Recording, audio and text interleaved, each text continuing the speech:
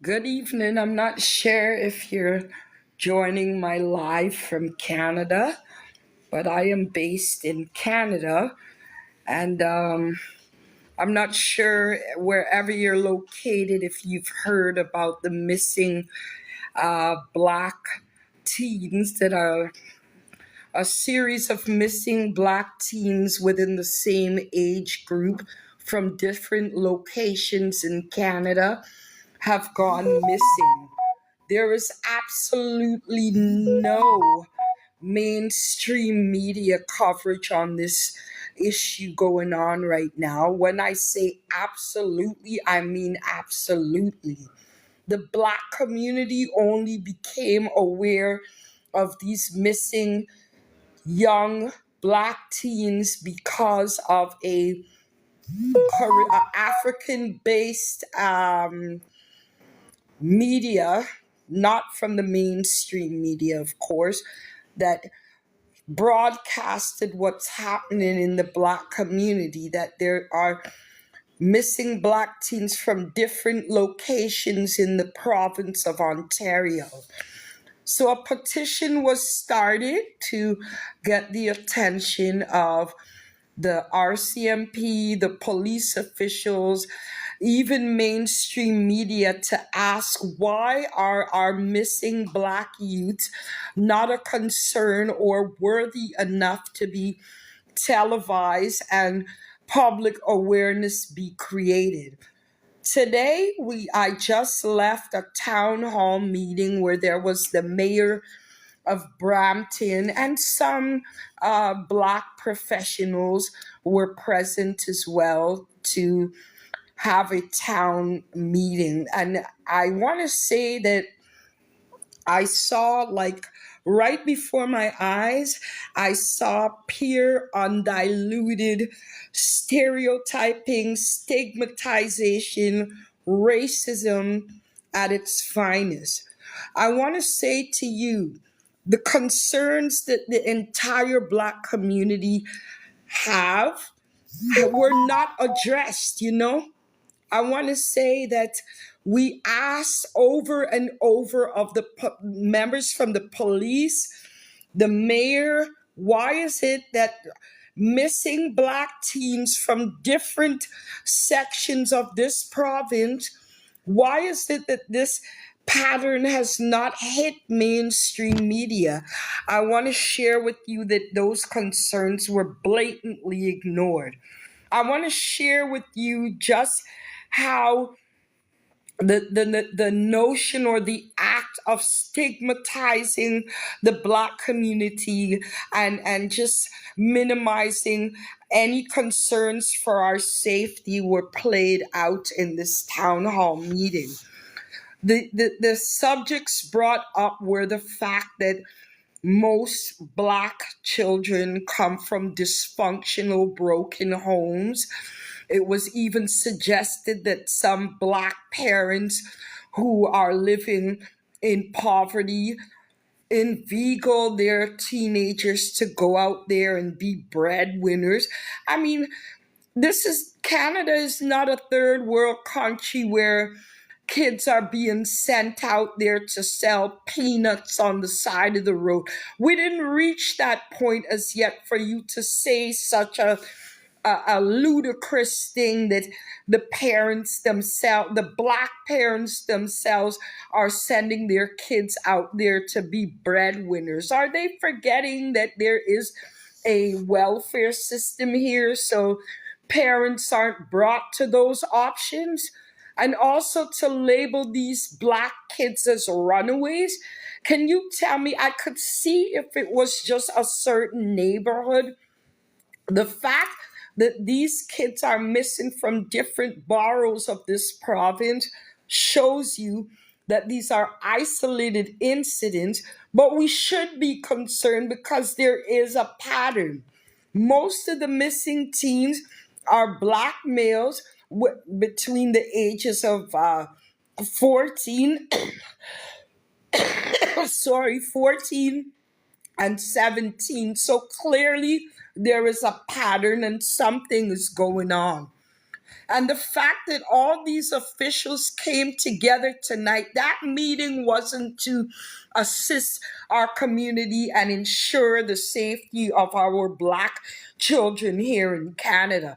That meeting was to calm down the angry Black community, the community that has now come to the realization that the only time our young Black kids receive any public attention in terms of mainstream media is if they're wanted for such and such a crime or if they've committed such and such a crime. But anything positive that's been achieved by our young Black teens in the community is never televised. In this case, they this town hall meeting, the professionals that were present did not explain why is it that our missing Black children, why has this issue not been presented on mainstream media? And as for some of the Black professionals that attended, I don't think that they're smart enough to realize they were just used as a puppet because they figured if the BS that they tried to feed us tonight at this town hall meeting, if it doesn't fly by from the police, the mayor, and other people, then because it's coming from a Black professional, that we'd be like, oh, okay, I'm not worried. If anybody here is tuned into my live right now, you need to continue to be concerned. As far as I am concerned, the officials are putting the blame of these missing kids back on to Black families. How can you tell me what is the dysfunctionality or what have you of a family have to do with missing teens that disappeared within the same time frame? They are within the same age group. Something is going on, but because it's the Black community, the officials here in Canada deem that because they're Black kids, well, they've run away or they joined a gang or anything to validate their disappearance. Now, this is what you call racism at its finest. And you know what I'm also wary of? That when we think of racism, we always think, well, it's across the border, it's in the US. I want to tell you that racism is highly existent in Canada, even more so than the US, because I've turned on my TV and seen cases of missing Black teens, children. If you're not 18 yet, then you are deemed a child. And none of these missing cases have made it to mainstream media. I want to say, Black community in Canada, we can't continue mummifying ourselves so that we can continue to sit on certain boards and committees. You have to realize that if you are a parent of a Black teen, then your children are at risk just as much as the missing kids that are gone. I can't believe it's 2025 and this is how low, this is the lack of regard given to missing children. Not every Black teenager is slaying narcotics on the street corner. Not every Black teen is missing because they've run away or because they come from a dysfunctional family. And it's I shouldn't be surprised, but I am surprised that those are some of the criteria raised by the mayor, the police officials that were present at that town hall meeting today. We, as a Black community in Canada, we have to continue to work together, seeing that it's very clear that the mainstream media does not feel that it is important to alert the public that our Black kids are going missing, our Black teens are going missing, both male and females, then we have to create our own media. We have to stand up and really start fighting. And I don't mean fighting by looting and shooting and rioting. That doesn't work. We have to stand up and demand that they reverse the perpetuation of discrimination, the biasness, the inequality, and the lack of fairness when they're treating members of the Black community. This has to stop. And we can't just sit down and say, yes, master, okay, master, yes, master. Those days are done. You know what you need to think about before you say, oh, well, it's not my kid. It ain't one of my family members missing. You have to remember this cliche. Today might be for me, but tomorrow can be for you. And I can't tell you how many cases of injustices that our Black people, Black mothers have gone through, and you look behind them at those courthouses and there's nobody standing behind them. Nobody supporting initiatives created to address these racist officials. It's sad when you're standing there alone. Can you imagine if we all stood together? It's not about popularity or getting views or likes or, yeah, that person is so intelligent. It isn't about that. It's about the missing Black teens. It's about the continuation of the abuse and the atrocities that we have had to face as a Black community in North America on a whole. And if we do not stand up and demand justice, we ain't asking no more.